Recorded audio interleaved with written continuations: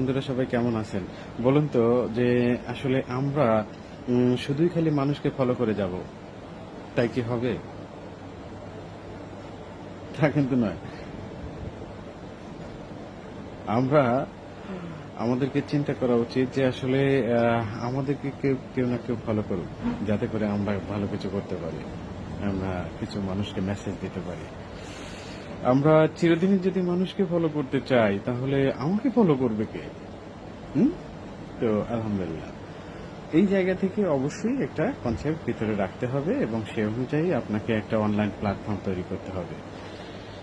আর online প্ল্যাটফর্মের জন্য Facebook একটা শ্রেষ্ঠ প্ল্যাটফর্ম। সেখানে আপনাকে ফেসবুক সেভাবেই ট্রিট করেছে, তো উপযুক্ত। এখানে এখানে দরকার আপনার সদিচ্ছা, আপনার ভিতরে যে এটা আছে, আপনার ভিতরে সক্রিয় সত্তা যেটা আছে সেটাকে জাগ্রত করুন। আপনি মানুষের সামনে আহ, মেলে ধরুন আপনার সেই বিষয়গুলোকে। আপনি যদি লজ্জিত হন, আপনি যদি শরম পান, বা আপনি যদি ব্যক্তিগত কোনো ইগোতে পড়ে থাকেন, তাহলে কিন্তু আপনি সেটা পারবেন না। তো আলহামদুলিল্লাহ, আশা করি সবাই বিষয়টা বুঝতে পেরেছেন। ধন্যবাদ।